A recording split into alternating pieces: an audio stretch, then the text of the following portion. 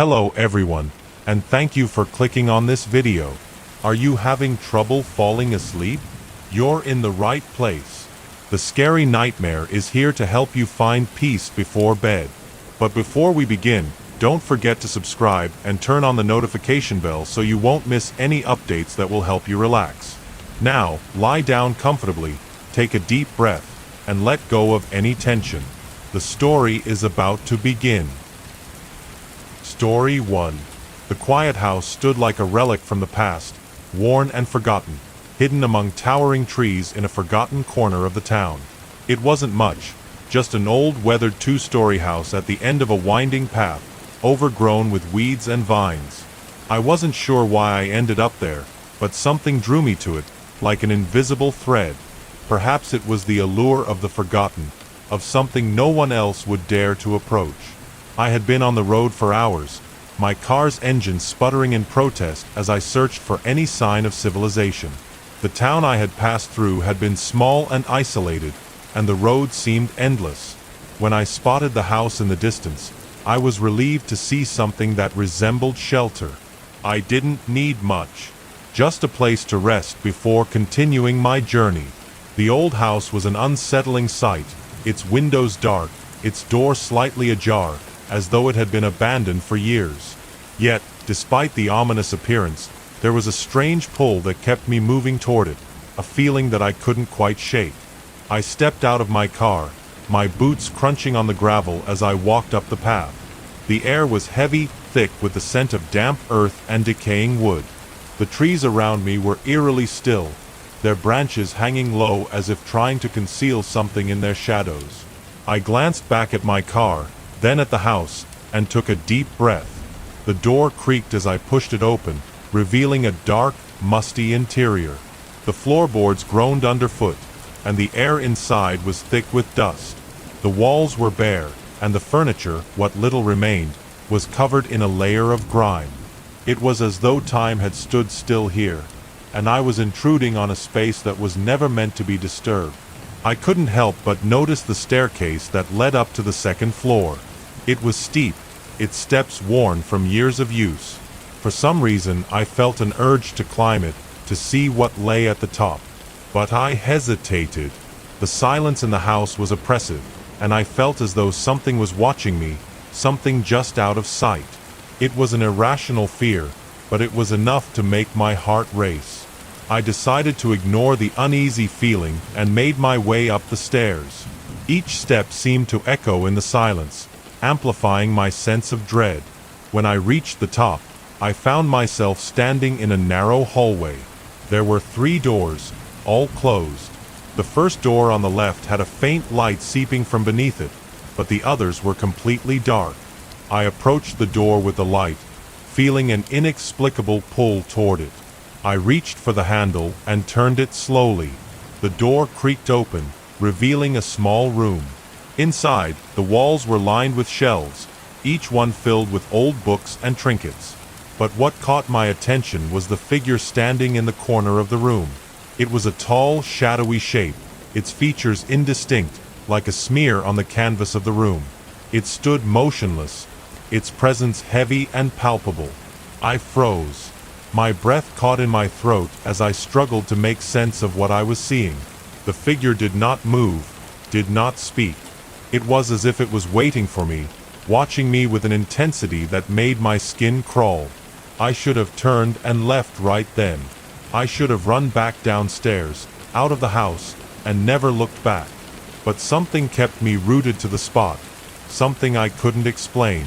I wanted to move, to take a step forward, but I couldn't. It was as if my body refused to obey. Then, without warning, the figure moved. It was slow at first, its limbs jerking unnaturally, like a puppet with broken strings. But then it straightened up, its form becoming clearer, more defined. The shape began to take on the semblance of a person. Tall, gaunt, its face a twisted mask of shadows and light.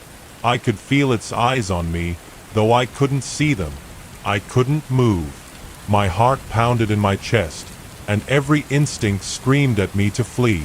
But my feet were glued to the floor, my body paralyzed with fear. The figure took a step forward, its footsteps heavy and deliberate. My breath quickened, and I backed away, trying to find the strength to turn and run. But the figure kept coming, each step closer, its shadow stretching across the room like a living thing. I turned and bolted for the door, my pulse racing as I fumbled for the handle. But the door slammed shut before I could reach it, trapping me inside. Panic surged through me as I turned back to face the figure. It was right there, so close now that I could feel its cold presence. Then the figure spoke, not with words, but with a presence, an overwhelming sensation that filled the room, drowning out everything else.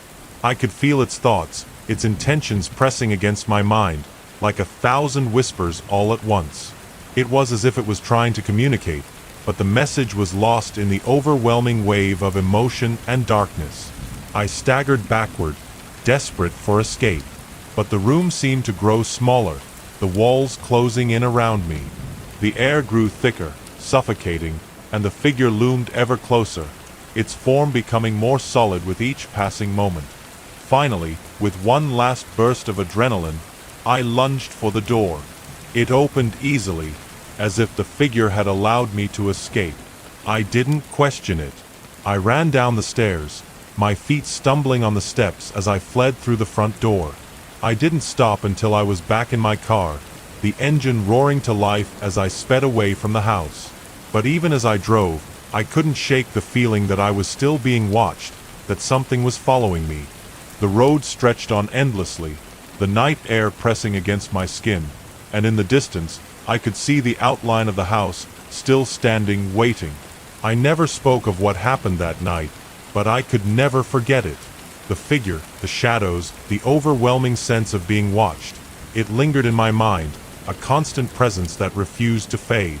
And though I never returned to that house, I knew that it had not let me go. It still waited for me, in the dark corners of my mind, in the silence of the night. Story 2. The sun was beginning to set, casting long shadows across the quiet street as I walked down the nearly empty road. I had just moved into the small town, drawn in by the peaceful, almost timeless atmosphere.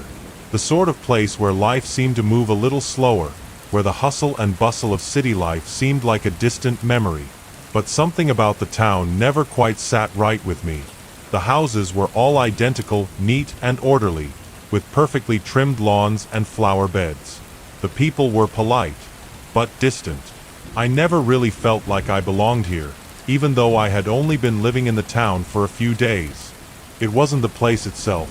It was something in the air, something about the way the town seemed to be hiding something just beneath the surface. I had heard the rumors, of course. Every small town has them. Some whispered about strange happenings, while others spoke of people who had vanished over the years. But I had chalked it up to local superstition, the sort of thing that people create to add mystery to their otherwise uneventful lives. However, the longer I stayed, the more I began to feel as if there was something to those rumors. One evening, as the light began to fade and the air grew thick with the smell of wet earth, I decided to explore a bit further. I had taken the same route many times before, but this evening, something urged me to go deeper into the woods at the edge of town. The trees were dense, their branches twisting together like fingers, blocking out the remaining light. At first, I felt a sense of calm as I walked among the trees, the soft crunch of leaves beneath my boots and the occasional rustle of wind through the branches.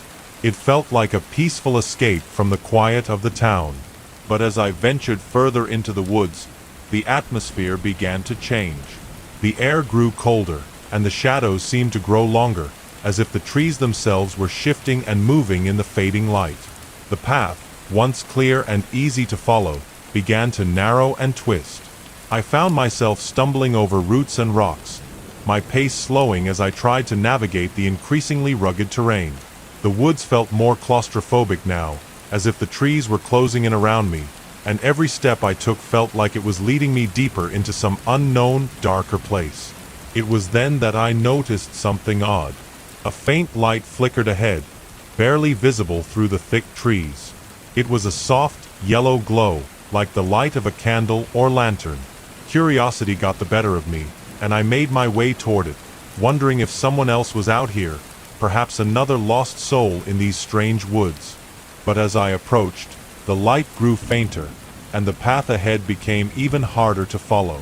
The further I walked, the more disoriented I became. The woods had no sound now. No wind, no animals, nothing. Just an eerie, suffocating silence that seemed to press in from all sides. My heart began to race, but I couldn't stop myself from moving forward. The glow was now almost gone, replaced by a thick, oppressive darkness that clung to everything around me. I had been walking for what felt like hours when I finally saw it. A house, standing alone in the middle of the forest. It was strange, out of place, its walls dark and weathered, its windows obscured by layers of grime. The house was far from the neat, clean homes of the town. It seemed abandoned, forgotten by time, as if it had been left to rot here in the woods, isolated from everything. I felt a chill run down my spine as I approached the house. The windows were covered in heavy curtains, blocking any view inside, and the door was slightly ajar, hanging on one rusty hinge. A sense of dread settled over me, but something, perhaps my own need to understand, kept me moving closer. I hesitated just outside the door, the darkness inside swallowing the little light that remained in the woods. The air smelled of mold and decay, but I pushed the discomfort aside and stepped over the threshold.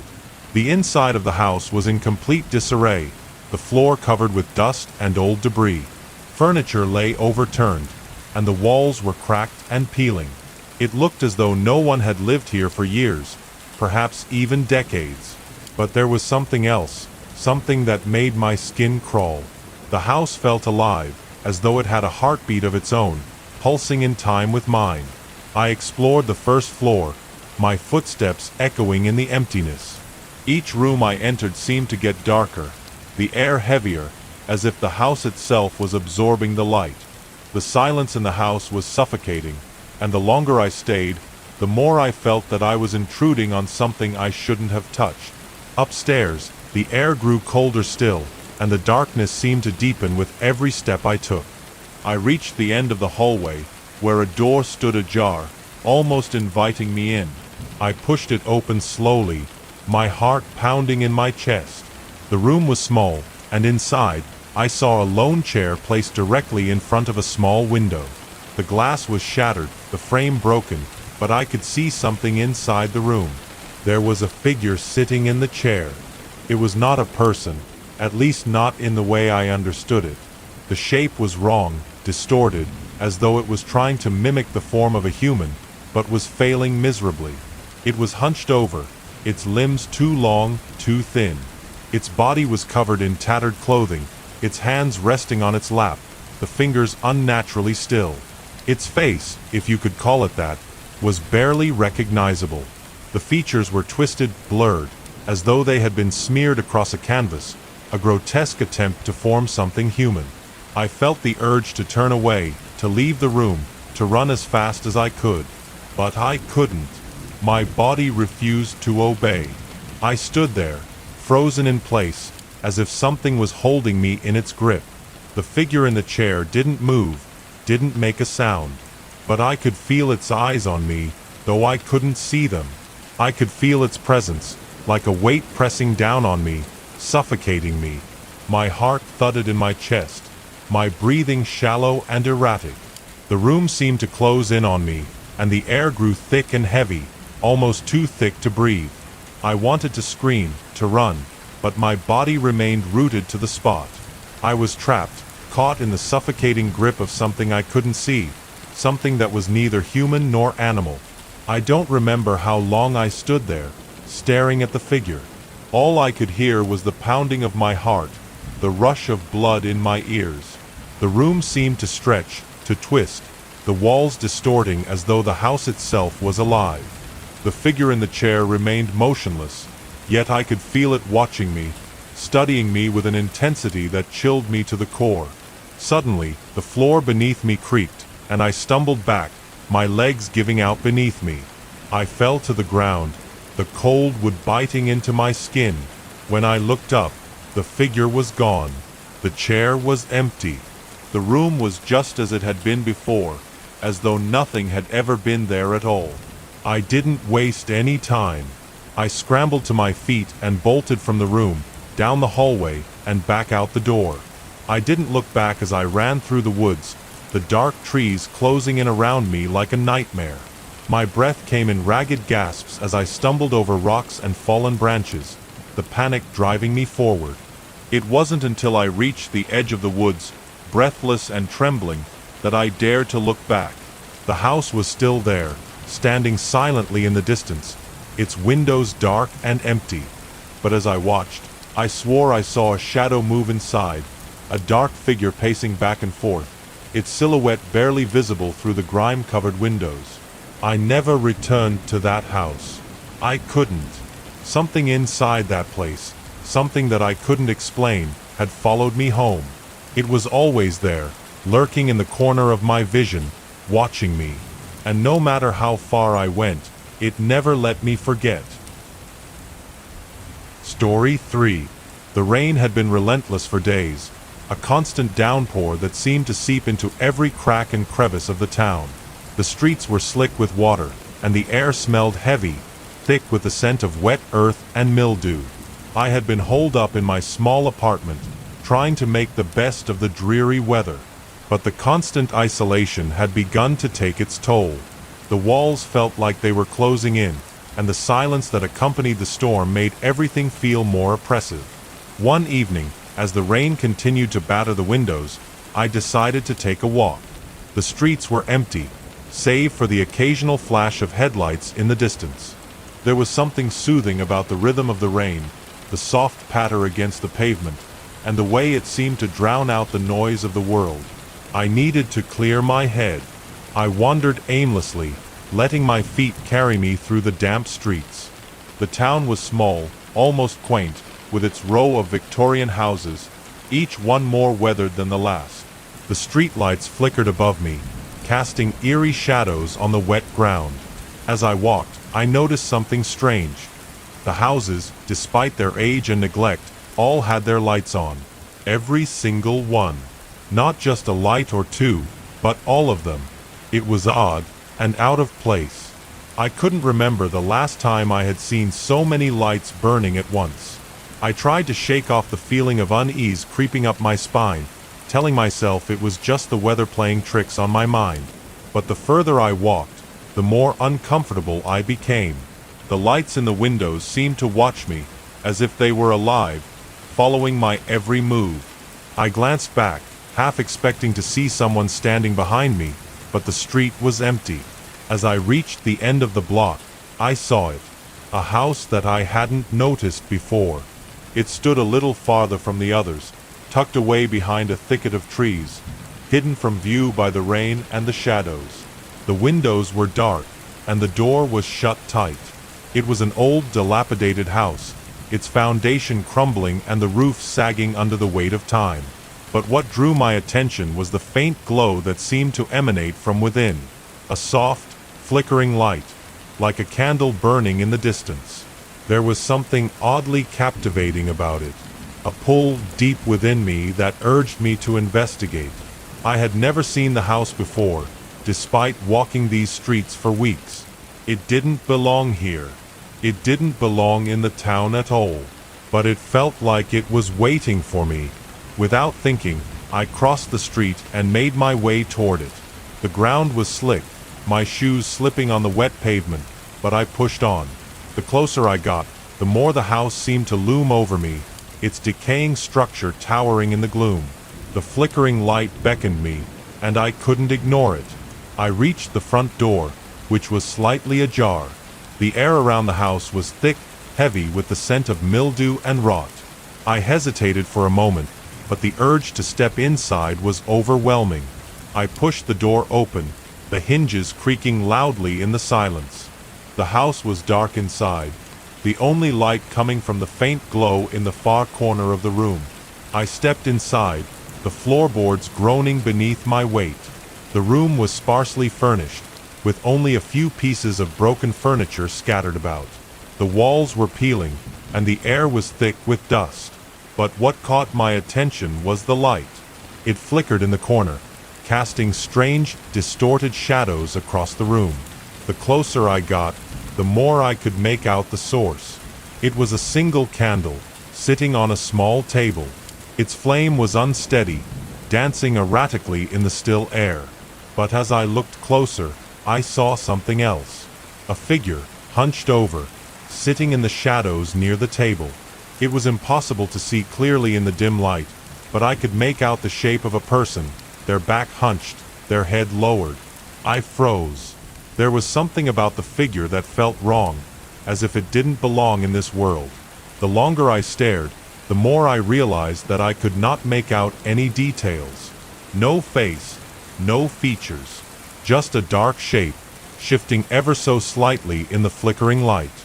I stepped back, my heart racing in my chest, but something kept me rooted to the spot. A voice, a whisper in the back of my mind, told me to stay, to move closer, to understand what was happening. I couldn't explain it, but the pull was undeniable. My feet moved forward, as if controlled by something other than my own will. I didn't want to move closer, but I had no choice. I was being drawn in, step by step, as if the house itself was guiding me. When I reached the figure, I stopped. The candlelight illuminated the small table, casting its eerie glow on the walls. But the figure remained still, unblinking, its presence cold and suffocating. I couldn't bring myself to look directly at it, my eyes darting away as I struggled to control my fear. I took a deep breath and turned to leave, but something stopped me. The door, which had been open when I entered, was now closed tightly. I ran my hand along the wall, trying to find the doorknob, but it was gone. The wall was smooth, as though it had never been a door at all. I stumbled back, panic rising in my chest. The room seemed to close in around me, the air thickening with each passing second. The candle flickered again, casting long, terrifying shadows on the walls. I could hear my heartbeat in my ears, each thump growing louder as I searched frantically for an escape. But then I realized the figure had moved. It was no longer sitting in the shadows. It was standing now, just behind me, its presence palpable in the cold air. I didn't turn around. I couldn't. The room seemed to warp around me, the walls bending, the ceiling rising and falling in an unnatural rhythm. The candlelight flickered once more, casting everything in an unsettling glow. The figure was still there, but I could feel it now, just inches away, its presence a dark weight pressing against my back. I had to leave. I had to get out. I ran, my feet stumbling over the debris on the floor.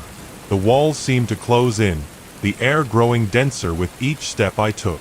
I reached for the door again, but it wouldn't budge. The room was closing around me, the shadows swallowing everything in their path. And then, just as suddenly as it had begun, it was over. The door swung open, and I found myself standing in the rain-soaked street once again, gasping for air. The house, the figure, the candle, they were all gone. The street was empty, the rain still falling steadily from the sky. But as I looked back at the house, now just a silhouette in the distance, I saw something that made my blood run cold. A shadow, standing at the window, watching me. I never returned to that house. I couldn't. But I could never shake the feeling that something had followed me out. Something had been waiting for me inside. And whatever it wasn't done with me yet. Story 4. The wind howled through the trees as I walked down the narrow, dimly lit street. The evening air had turned colder, and the night seemed to stretch endlessly before me. My breath formed a cloud in the crisp, chilly air as I wrapped my coat tightly around myself, trying to shield myself from the biting cold. The only sound was the rustling of the wind against the branches of the trees that lined the street. It was the kind of evening where the world felt isolated and abandoned, where the silence held a certain weight that made every step feel unervingly loud. I had been walking for hours, having no particular destination in mind, only the desire to escape the suffocating feeling that had plagued me for the past few days. It had been a hard time, stressful, overwhelming, and the weight of it all had led me to seek solace in the quiet solitude of a walk. There was something soothing about the emptiness of the street, the solitude that enveloped me. The houses that lined the road were old, many of them abandoned or in disrepair, but there was an eerie charm about them. The windows were dark, and the faintest flicker of light could occasionally be seen behind the curtains, but otherwise, the town was asleep. As I walked, I noticed the oddness of the houses. Each one seemed to have a dark, oppressive aura about it. The more I looked, the more out of place they seemed, like remnants from some forgotten era. Their decaying facades seemed to have a life of their own, watching me, waiting. And then, just as I was about to turn back, I saw it. A house at the end of the street that I had never noticed before. It was different from the others. It was newer, well-maintained, and yet it somehow felt out of place, too pristine compared to the crumbling houses around it. The lawn was perfectly manicured, the porch light glowing softly, casting an inviting warmth in contrast to the cold night. The house stood in sharp contrast to the dilapidated structures that surrounded it, and its very presence felt like a jarring note in an otherwise bleak landscape. Despite the sense of foreboding that settled over me, I found myself drawn toward it. The pull was so strong that I didn't question why I was approaching it, my feet moving of their own accord. It was as if something inside the house was calling me, beckoning me closer. I had no reason to be there, no real need to explore this house, but the sense of curiosity was overwhelming. I stood at the edge of the driveway for a moment, just staring at the house, trying to convince myself to walk away. But something within me said I had to see it, to understand what was drawing me in. It wasn't just curiosity. There was something deeper, something primal that compelled me to approach it. I stepped forward, the gravel beneath my feet crunching loudly in the quiet of the night. The porch creaked as I climbed the steps, and I reached for the doorbell. My hand hovered for a moment before pressing it. The sound echoed inside the house, loud and clear, breaking the silence that had enveloped the area. But no one answered. I waited, but the stillness continued. I tried the door handle. To my surprise, it was unlocked. The door creaked open with an unsettling ease, as if the house had been expecting me. The air inside was thick, still, and heavy with the scent of aged wood and something else I couldn't quite place. The interior of the house was beautifully furnished, but there was something off about it. It was too perfect, too pristine. No dust, no signs of wear or time. It was as if the house had never been lived in, yet it looked well maintained, as though it was always ready for someone to walk through the door. I stepped inside, the door closing quietly behind me, trapping me in this strange, sterile space. The walls were adorned with antique furniture, paintings that looked too lifelike, and shelves filled with books that hadn't been touched in years. It felt as though the house was stuck in time, frozen in an eternal state of waiting. I took a deep breath and moved further into the house, each step echoing in the hollow quiet.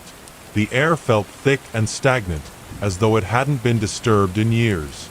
There was a staircase ahead of me, leading to the second floor, its dark wood gleaming in the low light. But instead of heading up, I was drawn to the hallway on the right, which seemed to stretch endlessly into darkness. As I moved down the corridor, I noticed something strange. The house seemed too large, far too spacious for a building of this size. The hallway seemed to go on forever, but the architecture didn't match what I expected. The walls seemed to curve inward, the ceiling bending unnaturally low in places. The floorboards creaked under my weight as I moved forward, but I couldn't shake the feeling that I was being watched. The air was still, too still, and I felt a tingling sensation creeping up my spine, as if something unseen was present in the room with me. At the end of the hall, I found a door, slightly ajar, with a dim light flickering from within. The light was almost too soft to be real, casting long, thin shadows that twisted unnaturally. My breath caught in my throat, and I hesitated for a moment before pushing the door open further.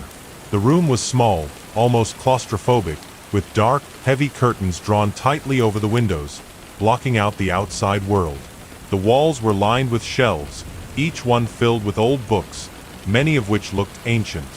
There was a large, ornate chair in the center of the room, its fabric faded and worn. But what caught my attention was the small table beside the chair. On it, there was a single object, an old, weathered photograph. I moved closer, feeling drawn to the photo as if it held some hidden meaning. As I picked it up, a chill ran through me. The image was faded, but the faces were clear.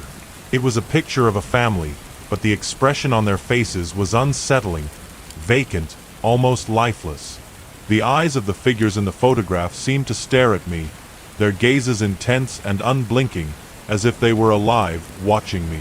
I dropped the photograph in shock, and it clattered to the floor. As it fell, the light flickered again, casting the room into deeper shadow. I reached down to pick it up, but as my fingers brushed against the cold surface of the photo, something strange happened. The room seemed to shift, the shadows stretching unnaturally long, and I could hear faint whispers, like distant murmurs just on the edge of my hearing. I recoiled, standing up quickly, but as I did, I felt something tugging at my sleeve. I turned sharply, but there was nothing behind me, only the dark, empty room. My heart raced in my chest, and a sense of dread began to settle over me. It was then that I realized the room had changed. The walls seemed closer now, the ceiling lower, and the door through which I had entered was no longer there. The hallway I had come from had vanished entirely. Panic surged within me. I reached for the door that was now before me, but it was locked. My breathing grew shallow as I pounded on the door, but the room remained eerily silent. I was trapped, and I could feel the oppressive presence of the house closing in on me, like it was alive, like it had a consciousness of its own. The whispers grew louder, louder still, until they were deafening in their intensity, filling my ears with unintelligible words. Then, as quickly as it had all begun, everything stopped. The whispers faded, the room grew still once more, and the door before me creaked open. I stood frozen, unable to move. But something deep inside me knew that I had no choice. I had to leave. With trembling hands, I stepped through the door, but to my shock, I found myself standing back in the same hallway where I had started, the one that had seemed so endless only moments ago. The house was no longer unfamiliar. It felt wrong, twisted, as though I had walked through some kind of nightmare and had come out the other side unchanged, yet irrevocably altered. I turned and ran, the walls seeming to close in around me, the floorboards groaning beneath my weight. The house seemed endless, stretching out before me like a maze that would never release its hold on me. I found the front door, but when I tried to open it, it was stuck, sealed shut, as if the house itself was refusing to let me go. It was then that I saw it, the photograph lying on the floor in front of me, its edges curling as though it had been there for decades, waiting for me to find it. I never left that house. Story 5. I had never been a superstitious person. Skeptical by nature, I brushed off any stories or rumors that bordered on the supernatural. My belief in logic and reason had always made me dismiss such things as mere tales spun to entertain or frighten. That was, until one fateful night when I found myself walking through a town that had no place in the world. I had been traveling for work, driving through small towns in the middle of nowhere, trying to get to my next destination. I hadn't planned to stop, but as I passed through a stretch of winding roads, I saw a sign. A small, weathered sign at the edge of a dense forest. It read, Hollow's End, 5 miles. There was something odd about the sign. The lettering was faded and uneven, as though it had been hand-painted many years ago and had withstood decades of neglect. It caught my curiosity, and despite my better judgment, I turned the wheel and drove in the direction of the town. The road narrowed and twisted as I entered the forest, the trees becoming thicker and closer together. The canopy above blocked out the majority of the light, and the world around me became shrouded in shadows.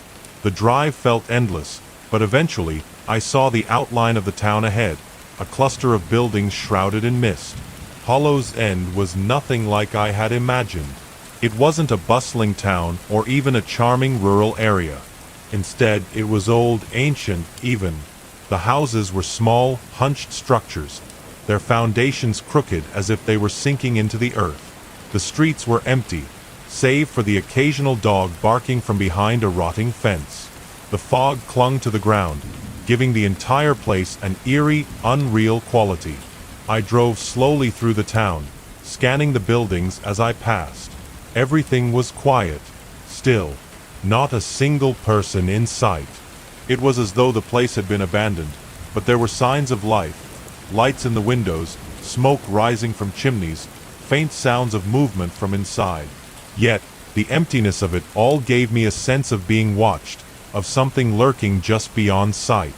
As I drove further into the heart of the town, I saw the old inn at the center of the square. The building was large and imposing, its windows dark and its doors creaking on their hinges. It had the look of a place that had been neglected for far too long, but it stood defiantly at the center, as if it had witnessed the passing of generations. I parked in front of the inn, and a sudden, inexplicable shiver ran down my spine. The place seemed to call to me, as though it held something I needed to discover. It was at this point that I should have turned around, gotten back in my car, and driven away. But curiosity had already taken root in me, and it felt impossible to ignore the pull.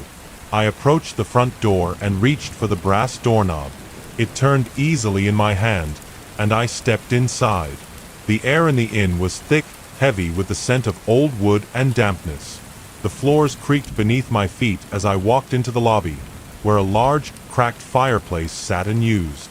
The walls were adorned with dark tapestries, their intricate designs barely visible in the dim light.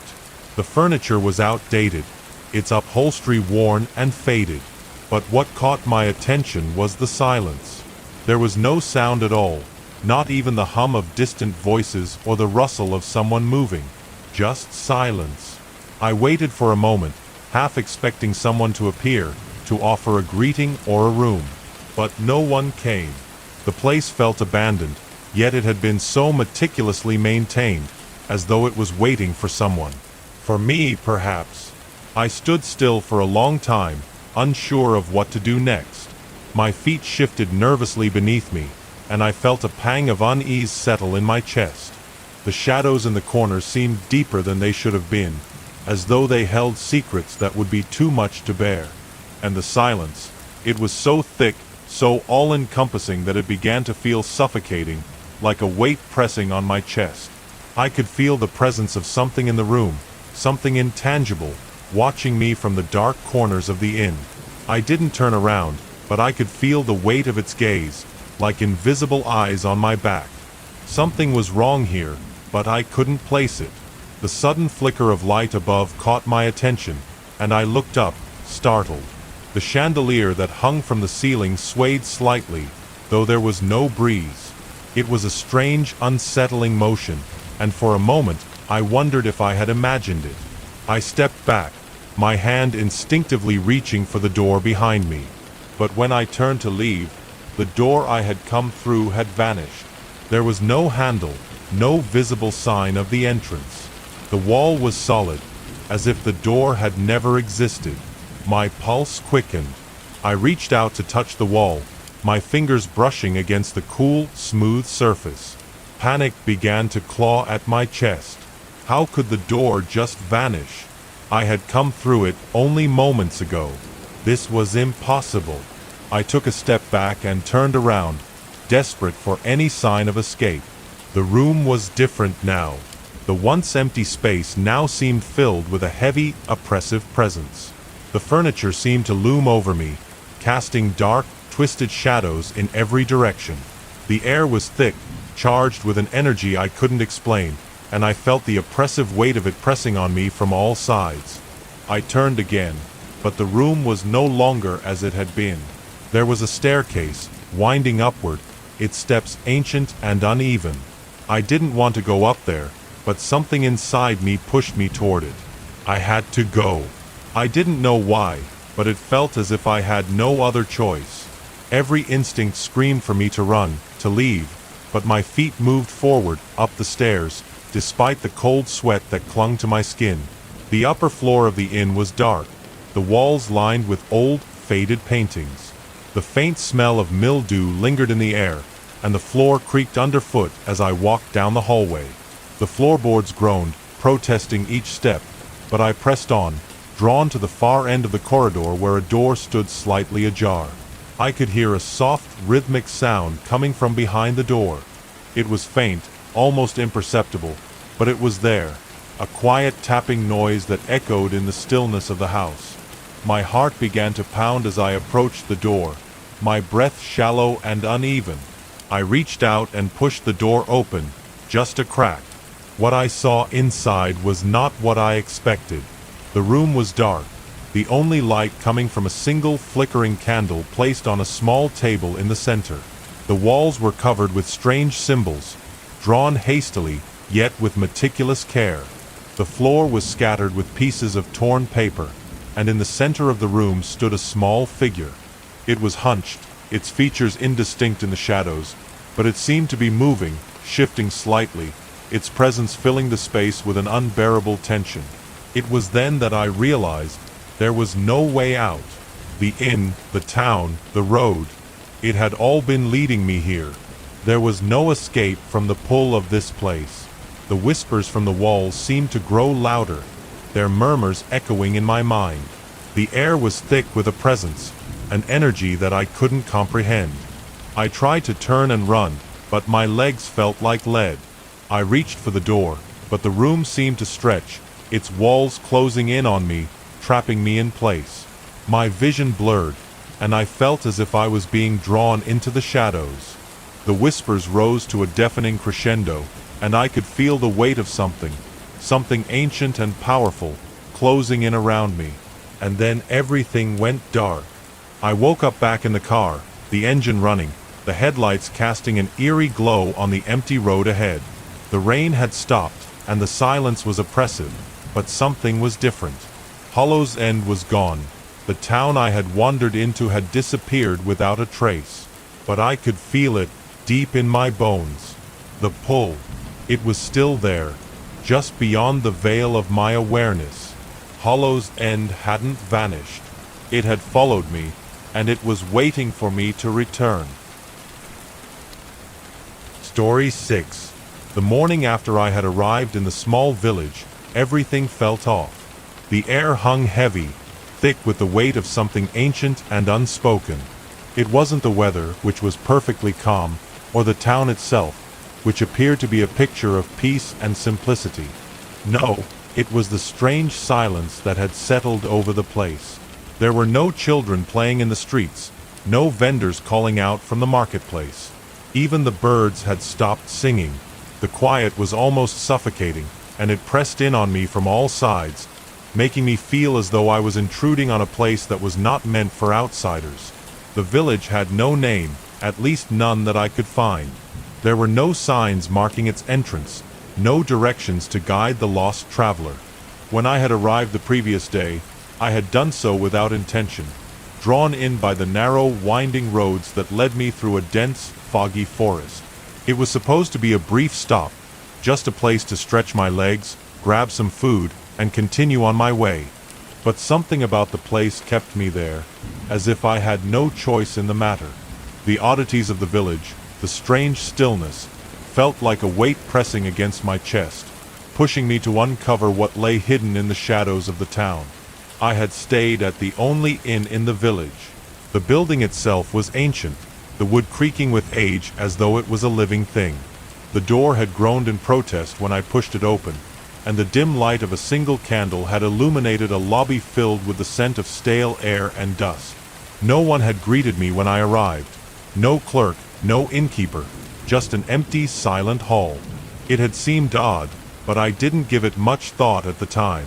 Now, standing in the midst of this strange town, I regretted not questioning it more. As I stepped out of the inn, I noticed something else that unsettled me. There were no animals. No dogs barking, no cats slinking between buildings. It was as if the village had been abandoned, yet here I was, surrounded by buildings that looked well maintained. The narrow, cobbled streets were deserted. The only movement was the occasional gust of wind pushing leaves along the ground. but even the wind seemed muted, as if afraid to disturb the unnatural stillness. I began to walk, hoping that some sort of life would appear, perhaps a shopkeeper or a farmer making his way to the market, but nothing. The houses I passed were neatly kept, with small gardens flourishing with flowers, but not a soul in sight. It was as though the village had been frozen in time, each detail meticulously curated to present an image of normalcy, but with no one there to enjoy it. Eventually, I reached the town square, and it was then that I saw it, a large, crumbling stone building at the far end of the square. It looked ancient, older than the village itself, with vines creeping up its stone walls and ivy crawling through the cracks. The building appeared abandoned, its windows dark and empty, its door slightly ajar. It beckoned to me in a way I couldn't explain, and despite the feeling of unease that crawled under my skin, I found myself walking toward it. The door creaked loudly as I pushed it open, and I stepped into the dim interior. The air was musty, thick with the smell of damp wood and stone. Dust coated the furniture and the floors, giving the place an air of neglect. It was clear that no one had visited in years, but again, there was something about it that felt too perfect, as though the place had been deliberately left in this state of decay for some unknown reason. I walked deeper into the building, my footsteps echoing in the silence. The walls were lined with shelves, many of them broken or empty, but I could see remnants of old books, some with cracked spines, others with pages yellowed with age. There was a sense of history in the air, a quiet sorrow that clung to the space, and as I explored, I couldn't shake the feeling that I wasn't alone. The deeper I went, the darker the place became. It felt as though the walls were closing in on me, the shadows growing longer, more oppressive. The hallway stretched endlessly, as though it went on forever, and as I moved farther in, I noticed that the temperature had dropped significantly. The cold gnawed at my skin, and my breath began to fog in front of me. I pulled my jacket tighter around my shoulders, the sense of unease growing stronger with each passing step. At the end of the hallway, I found a staircase leading down into the bowels of the building. It was narrow, with low ceilings, and the steps creaked beneath my feet as I descended. The further I went, the darker it became, until I could barely see my hand in front of my face.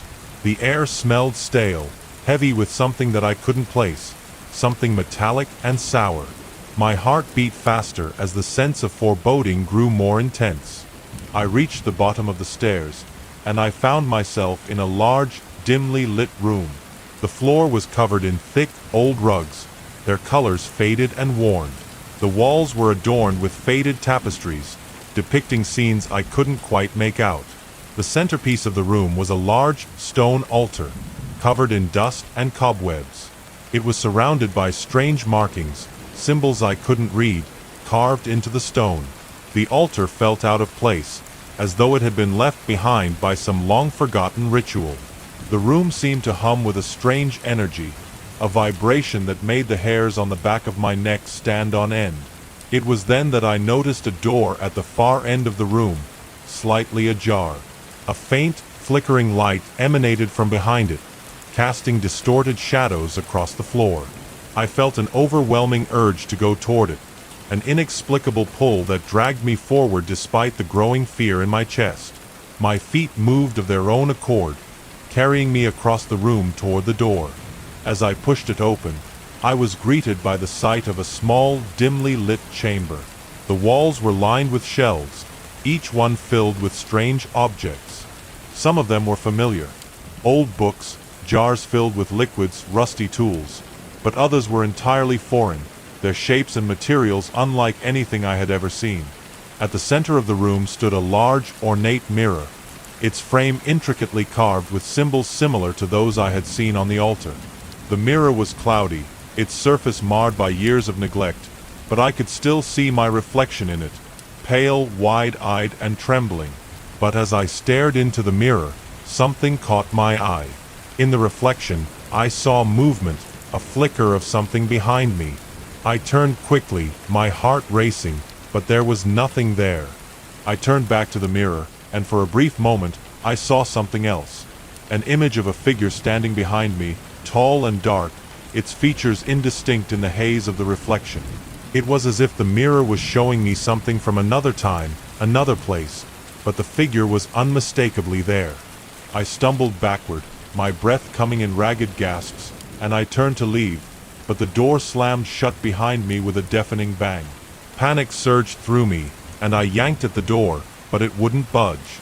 The room felt smaller now, the walls pressing in, and the strange humming sound grew louder, almost deafening. I pounded on the door, desperate to escape, but the air was thick, heavy with something I couldn't explain. The room seemed to close around me, suffocating me, and the shadows grew longer, crawling toward me like tendrils of smoke. I turned back to the mirror, and the figure was there again. Only this time, it was closer, its form clearer, its features now visible. The face was pale, hollow, its eyes dark and hollow like pits. The figure's mouth twisted into a cruel smile, and I could feel the presence of something ancient, something malevolent, standing behind me. And then, just as suddenly as it had begun, the door burst open, and I was thrown backward into the darkness. The room was gone, and I found myself standing in the middle of the street outside the inn. The village, the building, everything had vanished. The fog had lifted, and the air felt lighter, but the sense of dread still lingered, clinging to me like a shadow. I never spoke of what happened in that village, and I never returned. But sometimes, in the dead of night, when the silence is thick and unbroken, I can feel the eyes of the figure in the mirror watching me, waiting. Story 7. I had always prided myself on my independence and my ability to deal with anything that came my way. I had traveled across the world, explored remote places, and dealt with situations that would have made most people flee in terror. So, when I found myself in a small, nondescript town in the middle of nowhere, I didn't think much of it. The decision to stop there had been spontaneous, made on a whim, as I searched for a place to rest before heading to my next destination. The town seemed harmless enough, the streets quiet and the air crisp with the scent of pine trees. The first sign that something was wrong came when I tried to check into the only hotel in town. The building looked old, its windows covered with grime, and the wooden sign hanging outside swayed slightly in the wind. The reception desk was empty, but a note was pinned to the wall with a hastily scribbled message. "If you need a room, take the key." I thought it odd, but I figured that the town must have a slow pace, and that the innkeeper had simply stepped out for a moment. I picked up the key and went up to my room. The air inside the hotel felt still, almost as though the place had been abandoned for years.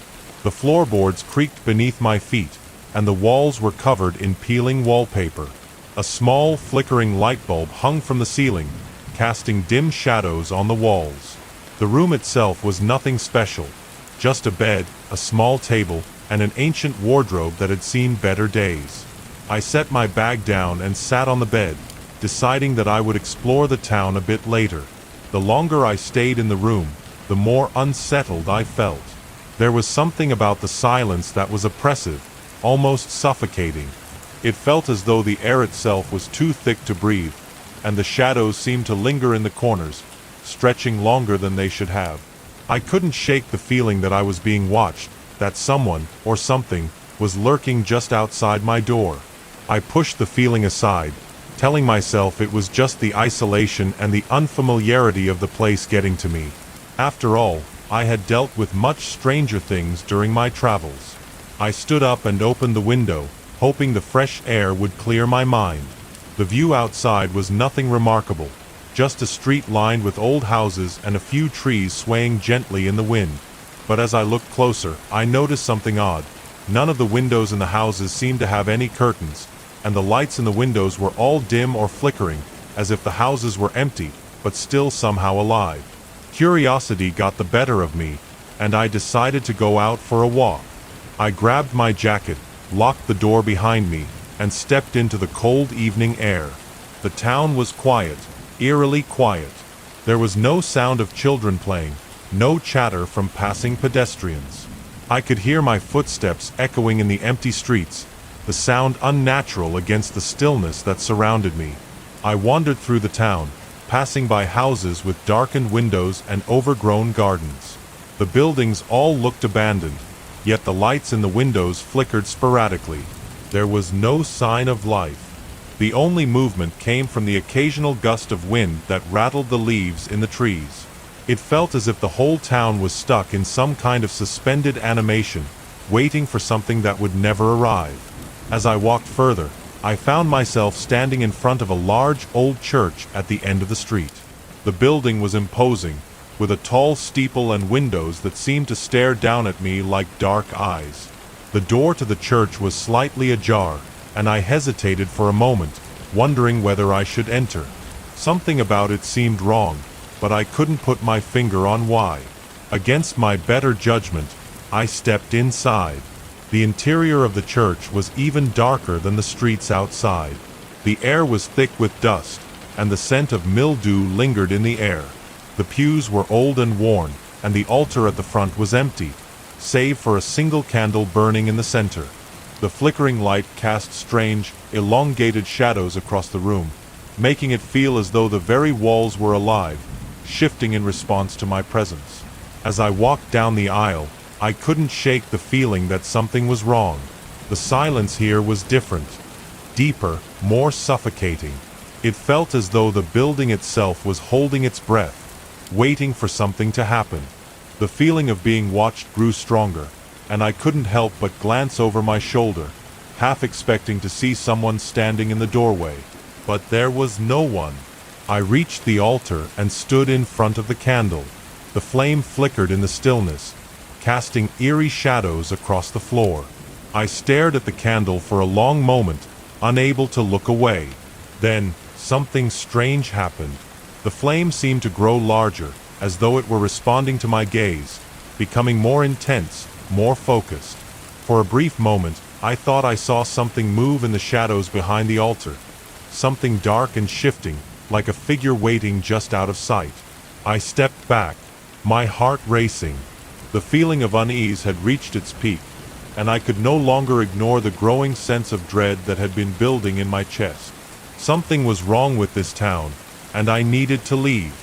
I turned to walk back toward the door, but as I did, I heard a sound. A faint whispering, almost imperceptible at first, but growing louder with each step I took. The words were unclear, but the tone was unmistakable, urgent, pleading, as if someone or something was trying to communicate with me. I quickened my pace, heading for the door, but as I reached for the handle, I froze. The door was no longer open. It was solid, locked, as though it had never been ajar. Panic surged through me, and I turned to look back at the altar, where the shadows had grown darker, more tangible. The whispers grew louder, now accompanied by a low, guttural sound, as if something deep within the church was stirring. I slammed my shoulder against the door, but it wouldn't budge. My breath came in shallow gasps, and I could feel the sweat on my forehead. The whispers were now accompanied by an unsettling scraping sound, like nails dragging across stone. I turned, frantic, searching for an escape, but the room was no longer the way I remembered it. The walls seemed to pulse with a dark energy, and the shadows in the corners had begun to writhe, as if alive. I stumbled back, tripping over one of the pews. My heart raced as I struggled to my feet, my eyes fixed on the altar. The figure I had seen earlier was no longer in the shadows. It was standing at the front of the church, its shape indistinct, but its presence unmistakable.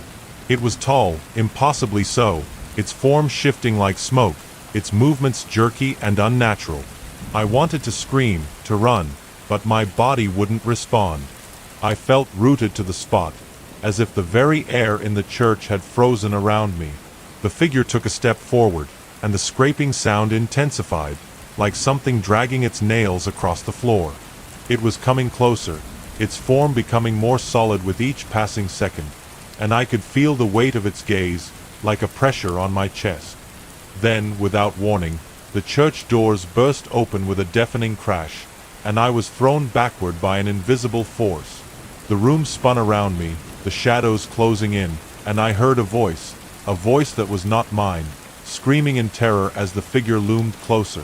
The next thing I knew, I was outside, lying on the cold, wet ground. The church was behind me, its doors wide open, but there was no sign of the figure. The air was still, and the silence that had once been oppressive now felt suffocating, as though the world itself had become too quiet. I didn't wait. I ran, my feet pounding against the cobblestones as I made my way back to the hotel. I didn't look back, but I could feel the presence of something following me, its eyes burning into my back, waiting for the moment when I would finally stop. I reached the hotel, but when I tried to open the door, I found it locked. I pounded on the door, calling for help, but no one came. The streets were still empty, as though I was the last living person in this town. My heart pounded in my chest as I looked around, desperate for any sign of life, but there was nothing. And then, in the distance, I saw it. The same figure standing at the end of the street, watching me.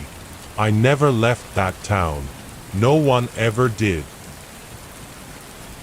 Story 9. I never believed in the paranormal. Growing up, I thought of horror stories as nothing more than a collection of superstitions, something to tell around campfires or to get a good laugh. But one event changed everything, and now I don't know if I'll ever be able to sleep soundly again. I was in my mid-20s when I got a job that took me far away from the bustling city I had grown accustomed to. The position was as an assistant curator at a small but well-known museum in a remote town. The museum had a reputation for being home to rare, ancient artifacts, many of which had been part of private collections before being donated or sold to the institution. The quiet nature of the town was almost surreal, a place that seemed stuck in time, with old buildings, overgrown gardens, and people who were friendly but also kept to themselves. The museum itself was housed in a century-old mansion, a large, imposing building with tall windows and a weathered stone facade. It was beautiful in a way, but something about it unsettled me from the moment I first saw it. I shrugged it off, of course. After all, I was here for a job, not to get caught up in any of the local lore. The first few days at the museum were uneventful. I spent my time cataloging items, organizing exhibitions, and assisting the curator, Mr. Evans, with research.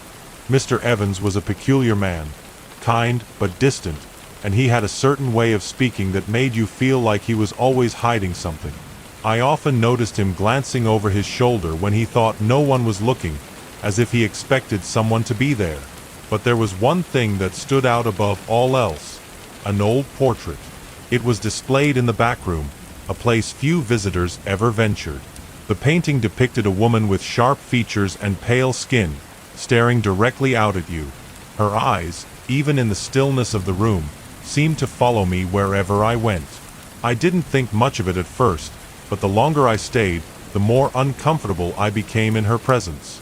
There was something off about her, something unnatural. One evening, after finishing my work, I decided to leave the museum early. I had grown tired of the eerie feeling the place gave off, especially at night. The building, though beautiful in the daylight, seemed to warp in the darkness. The sounds, creaks, distant footsteps, echoed through the empty hallways, and the wind howled through the cracked windows. It was as if the place had a life of its own. That night, as I was walking through the empty streets toward my apartment, I noticed an old man sitting on a bench near the town square.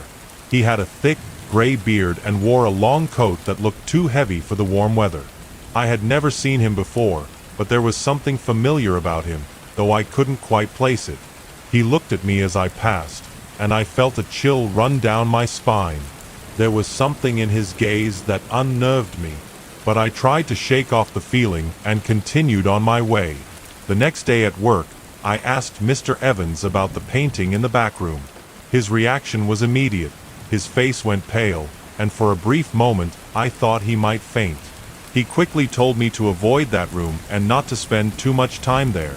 It was as if the mention of the portrait had triggered something in him, something deep within. I pressed him for more information, but he merely muttered about old stories and things better left forgotten. The atmosphere in the museum seemed to change after that conversation. I began hearing strange noises, footsteps that weren't mine, whispers that I couldn't quite understand. There was an overwhelming sense that something was watching me, waiting. But when I'd turn around, the halls would be empty.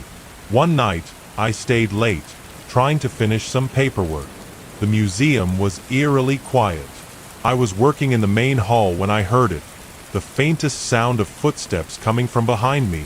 At first, I thought it was just my imagination, but then I heard it again. I turned around quickly, but there was no one there. The feeling of being watched grew stronger, and my heart began to race. I decided it was time to leave, but as I made my way toward the exit, I noticed something strange. The back room, the one with the portrait, was open. The door, which had always been locked, was ajar. I felt a strange pull to go inside, even though I knew I shouldn't. Something inside me urged me to go in, to see what was in there. I stepped into the room, my footsteps muffled by the thick carpet. The painting was in the center of the room, as always, but this time, there was something different about it. The woman in the portrait, her eyes, which had once seemed so still, were now following me more intently than before. It was as if she was alive, watching me with an unblinking gaze. I could feel my pulse quicken as I approached the painting. The air in the room grew colder, and I felt a chill in my bones. The room seemed to be closing in on me, the walls narrowing, pressing in on all sides. My breath became shallow as I stared into the woman's eyes, and for the first time, I realized that I recognized her. She looked exactly like the old man I had seen in the town square. Suddenly, I heard the sound of footsteps again, louder this time, coming from the hallway outside. But when I turned to look, no one was there. My heart pounded in my chest as I backed away from the painting, my legs trembling. I turned to leave, but as I reached for the door, it slammed shut with a deafening bang. The room was now completely dark, the only light coming from the faint glow of the moon through the windows. I was trapped. Panic set in as I fumbled for the door handle, but it wouldn't budge. I could hear something moving behind me, and the air grew thick with a presence I couldn't explain. Then I heard a voice, a soft whisper, almost like a chant. It came from the corners of the room, from the shadows, and it sent a wave of terror through me. "Join me," the voice whispered. "You're not leaving." I turned around, my breath catching in my throat. The woman from the portrait was no longer on the canvas. She was standing in front of me, her pale face twisted in a grotesque smile. Her eyes glowed with a haunting light, and her mouth opened to reveal rows of sharp, jagged teeth. I screamed, but the sound was swallowed by the oppressive silence of the room. The air was thick, suffocating, and I couldn't move. It felt like the very walls were closing in on me, trapping me in a nightmare that I couldn't escape. The last thing I remember before everything went black was the old man's face appearing behind her, his eyes full of malice. The next morning, I woke up in the museum's lobby, disoriented and terrified. I had no idea how I had gotten there or how much time had passed. The room with the portrait was locked again, as though nothing had happened.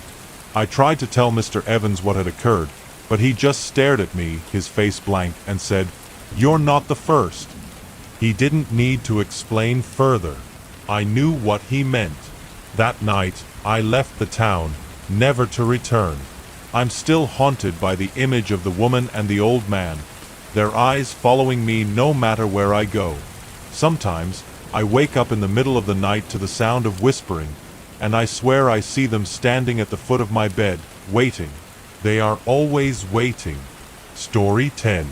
I couldn't escape the feeling of being watched, not even after leaving that cursed town. The events at the museum left me shaken, unable to sleep for weeks. Every creak in the floorboards, every gust of wind tapping against the window, felt like the whisper of something unseen, something waiting. My apartment became a cage, a sanctuary that only amplified the feeling of being trapped. I tried to return to some sense of normalcy, going to work each day, keeping myself busy with routine tasks. But the shadows in the corners of my vision never disappeared. They lingered just outside of reach, always present, always just out of sight. The woman from the portrait, her hollow eyes, and the old man, his face still burned in my memory like a searing brand. Weeks turned into months, And still, I couldn't shake the feeling. I moved out of my apartment, hoping a change of scenery might help, but wherever I went, the sensation remained. Every reflection in a window, every mirror, reminded me of that haunting gaze. One evening, as I walked down a quiet street on my way home from work, I saw a familiar figure. It was an old man, hunched over, his long coat trailing behind him as he shuffled slowly down the sidewalk. At first, I thought nothing of it.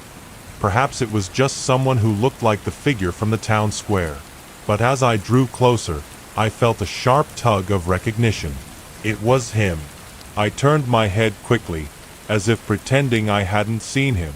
But my heart began to race, and I couldn't bring myself to look away.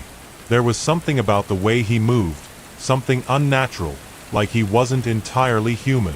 The slow, deliberate steps seemed to echo in the quiet street. My feet became heavy, unwilling to take another step forward, yet I couldn't turn back either. It was as though the very air around me had thickened, holding me in place. The old man turned a corner, disappearing from my view, but I couldn't shake the image of his face. It lingered in my mind as if I had just encountered a ghost. I quickened my pace, eager to reach the safety of my apartment. But something inside me knew that no matter where I went, there was no escaping the connection I had with him, with the woman, and with that place. That night, the dreams returned. Dark, swirling visions that pulled me deeper into a nightmare I could not escape. The woman's eyes, always watching, always waiting. The old man's face, growing closer, his breath like ice against my skin. In my dreams, I could hear the sound of footsteps behind me, but whenever I turned, there was no one there. The whispering had become louder, growing clearer, almost within reach. I woke with a start, drenched in sweat, my body trembling with fear. The room was dark, silent, save for the gentle hum of the streetlights outside my window. But the feeling of being watched was overwhelming. I tried to calm myself, telling myself it was just a dream, just the lingering effects of my imagination. But deep down, I knew it was more than that. It had never been just a dream. That day, I decided to visit the museum again. I had to see it one last time, to confront the source of all my torment. The small town was still as quiet as I remembered, the streets empty, the buildings frozen in time. I stood at the edge of the square, looking up at the museum from a distance. The mansion loomed before me, its stone exterior as imposing as ever. The windows were dark, but I could swear I saw movement behind the glass. I hesitated for a moment before pushing open the heavy door. It creaked in protest, a sound I now knew all too well. The lobby was eerily quiet, the air thick with dust. Everything seemed as it had been the day I left. Silent, abandoned, as if time had stopped. I stepped inside, my footsteps echoing against the cold marble floors. I knew exactly where I was headed. The back room. The room with the painting. I didn't think about what might happen, whether it was wise to return. I only knew that I had to confront whatever this was, whatever had taken hold of me. The hallway stretched before me, darker than I remembered, and the air grew colder with each step I took. The walls seemed to close in, and the whispers from my dreams began to grow louder, more distinct. They were no longer just echoes in my mind. When I reached the door to the back room, I hesitated. The heavy silence pressed against me, but I pushed the door open, stepping into the darkness beyond. The faint glow of the moon filtered through the windows, casting long shadows that danced across the room. The painting stood before me, still in its place, but there was something different about it. The woman was no longer just a figure in the frame. She was standing before me, her eyes locked onto mine with a terrifying intensity. Her face, pale and twisted, was drawn into a smile that seemed to stretch impossibly wide. Her teeth were sharp, jagged, glistening in the dim light. I froze, my heart hammering in my chest, unable to move, unable to tear my eyes away from hers. The room seemed to pulse with energy, vibrating with a force I couldn't comprehend. The walls closed in around me, and the temperature plummeted. I could feel the air thickening, becoming suffocating, as though it were alive, as though it were trying to consume me. My breath came in shallow gasps, the cold seeping into my bones. And then I heard it, the sound of footsteps, slow and deliberate, coming from behind me. I turned, my heart sinking into my stomach, but there was no one there. The shadows seemed to stretch, elongating in the corners of the room, pulling closer, growing thicker. It was then that I saw it, just at the edge of my vision, the outline of the old man, his face twisted in a grotesque expression, his eyes gleaming with malice. I could feel the room closing in on me, the walls shifting, the floor buckling beneath my feet. The woman's eyes never left me, never blinked, and I could hear her whispering, a soft, unintelligible chant, growing louder with each passing second. The old man's form became more defined, more solid, until he was standing directly behind me, his presence suffocating. I turned back to the painting, my mind spinning with terror. The woman was no longer in the frame. She was standing beside me, her fingers icy cold as they brushed against my arm. I tried to scream, but the words caught in my throat. The air was thick with the weight of their presence, crushing me under their unseen weight. I could feel them pulling me deeper, dragging me into the darkness of the room, into their twisted world where time didn't exist, and nothing ever escaped. The last thing I remember before the darkness consumed me was the sound of whispers, thousands of voices, all calling my name, all reaching for me. And then, there was nothing.